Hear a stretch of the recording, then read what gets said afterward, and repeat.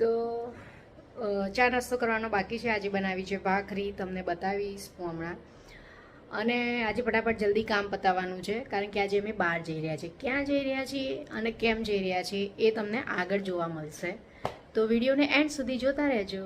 છે ભાખરી બની રહી છે અને બે બાજુ ભાખરી બની રહી છે. તો ભાખરી બની જાય પછી ચા મૂકી દઈશ. તો ચા મૂકીને નાસ્તો કરીશું. તો નાસ્તો કરીને હું તમને મળું છું. અને તમે જોયું હશે આગળના વિડીયોમાં હું 2 તવીમાં જ મોસ્ટલી ભાખરી બનાવતી હોઉં છું, તો જલ્દી પતી જાય. વાગવા આવ્યો છે. પણ તમને સવારે મેં કહ્યું હતું કે અમે આજે બહાર જવાના છીએ. તો ક્યાં જવાના છીએ? તો આજ અમે જઈ રહ્યા છીએ સારંગપુર. સારંગપુર તો અમે શનિવારે ઘણીવાર જઈએ જ છીએ, પણ હવે રક્ષાબંધન નજીક આવી રહી છે. તો આમ તો અમે દર વખત રાખડી કુરિયર કરીએ છીએ, પણ આ વખત શનિવારે જઈ રહ્યા છીએ તો દાદાને ખુદ રક્ષાબંધન મતલબ રાખડી અર્પણ કરીએ ત્યાં જઈને રૂબરૂ. તો અમે રાખડી લઈ લીધી છે. બસ હવે થોડી વારમાં નીકળીએ જ છીએ અને ત્યાં જઈને તમને દર્શન પણ કરાવીશું. તો વિડીયોને એન્ડ સુધી જોતા રહેજો.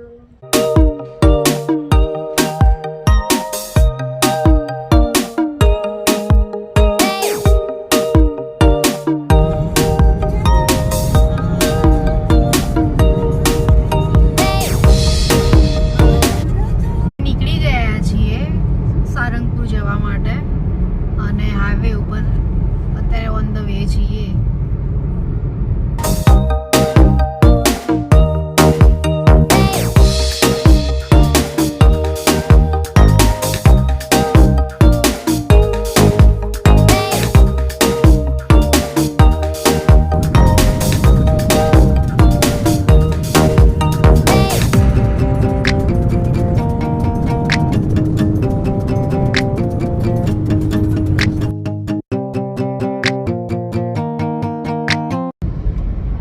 પહોંચી ગયા છીએ અમે.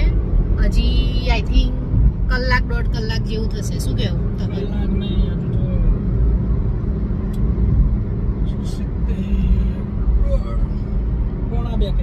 હા, પોણા 2 કલાક જેવું થશે. અને પાછળનો વ્યૂ આવો કંઈક છે. થોડું તડકો, થોડું છાંયડો એવું મિક્સ વાતાવરણ ચાલી રહ્યું છે. મંદિરે પહોંચીને જ મળીશું, કારણ કે બહુ લાંબો વિડીયો કરવાની મતલબ બહુ લાંબો વિડીયો કરવો નથી, કારણ કે મેં પહેલાં પણ એક વિડીયો બનાવેલો છે સારંગપુર વ્લોગ્સ. એમાં બધું ડિટેલમાં બધું બતાવેલું જ છે. જેને જોયો ને ત્યાં જઈને જોઈ શકો છો. અહીંયા ફક્ત ને ફક્ત હું હવે અંદર મંદિરે જઈને થોડું તમને બતાવી અને ડાયરેક્ટ ભગવાનના દર્શન કરાવીશ. બસ વિડીયો આજે કોઈ લાંબો બહુ કરવાનો નથી, કારણ કે ઘણાને બહુ લાંબો વિડીયો ગમે નહીં, બોર થઈ જાય એટલા માટે. અને બધું બતાવેલું છે એટલા માટે. તો હવે ડાયરેક્ટ મંદિરે મળીશું.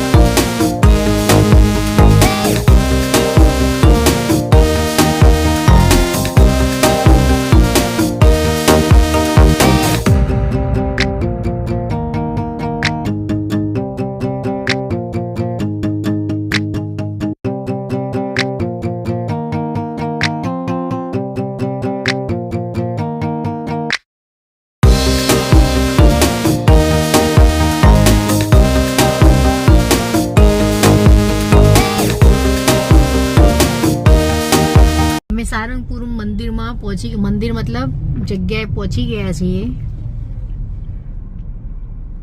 આ તો આગળના વિડીયોમાં પણ મેં તમને બધું બતાવ્યું હતું જ, એટલે વધારે વિડીયો લાંબો નહીં કરું. પાર્કિંગ ચક નહીં જો પેલા અલે એ પણ આ જશે બંધ.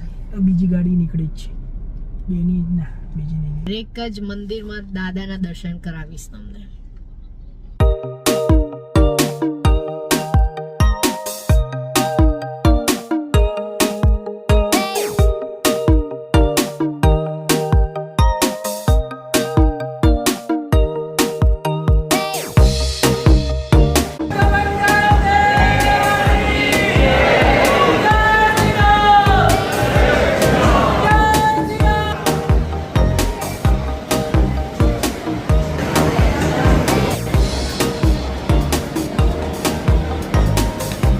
અહીંયા દાદાને દર્શન કરાવી દીધા અને રાખડી પણ અર્પણ કરી દીધી. હું ઘરેથી લડ્ડુ ગોપાલને દાદાને લઈને આવી હતી તો એમના પણ દર્શન થઈ ગયા.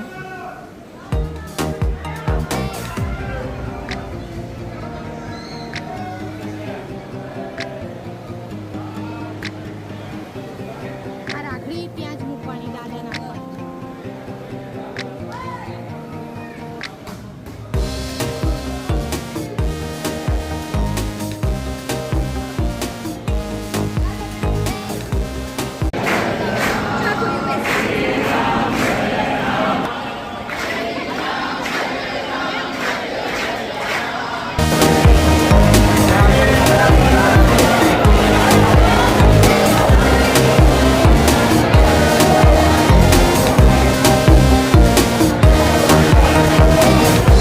આરતી અને દર્શન કરીને અમે બહાર નીકળી ગયા છીએ. બહારનો નજારો કંઈક આવો છે, બહુ જ ભીડ છે અને અહીંયા તો ભીડ હોય જ છે. તો તમે જોઈ શકો છો. ગઈ વખત પણ મૂર્તિ બતાવી હતી બહાર. આજે બહુ મોટી મૂર્તિ છે. મને એક્ઝેક્ટ યાદ નથી પણ કેટલા ફીટ મોટી છે એ મને બહુ આઈડિયા નથી, પણ બહુ મોટી મૂર્તિ છે. તમે જોઈ શકો છો.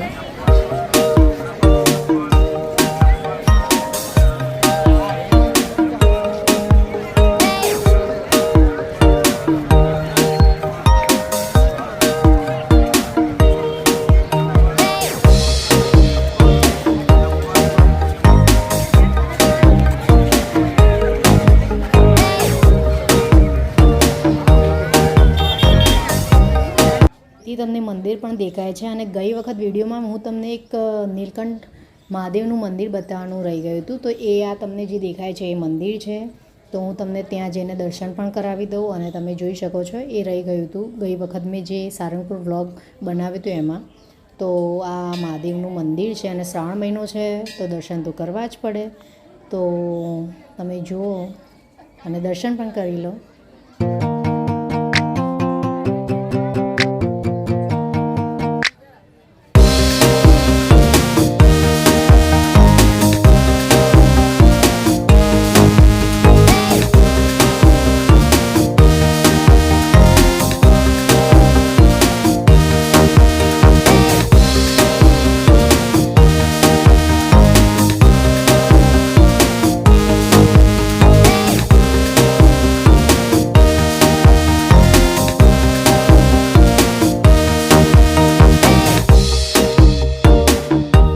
અમે સારંગપુરથી ઘરે પાછા આવી ગયા છીએ અને રાતના 11 થવા આવી રહ્યા છે.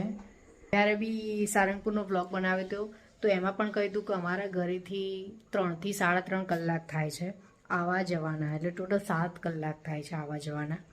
તો દર વખત એવું જ થાય છે કે બપોર પછી નીકળીએ છીએ તો રાત થઈ જ જાય છે. તો રાત થઈ ગઈ છે અને આજે સ્પેશિયલી મતલબ દર્શન કરવા તો અમે જઈએ છીએ શનિવાર, જેમ મેં તમને કહ્યું. પણ અત્યારે રક્ષાબંધન આવતી હતી તો સ્પેશિયલી રક્ષાબંધનમાં તો કુરિયર કરીએ છીએ, પણ આ વખત જતા હતા તો રાખડી દાદાને રૂબરૂ જ અર્પણ મતલબ બાંધી. તો બસ વિડીયોમાં તમે જે જોયું બસ એટલું જ છે આજના વિડીયોમાં. તો વિડીયોનો અહીંયા એન્ડ કરું છું. હવે નેક્સ્ટ વિડીયોમાં મળીશું. ત્યાં સુધી બધાને બાય બાય, જય શ્રી કૃષ્ણ. અને અમારો વિડીયો પસંદ આવે તો લાઇક, શેર, સબસ્ક્રાઈબ જરૂર કરજો. Bye. Thank you for watching. Like, share, subscribe. By.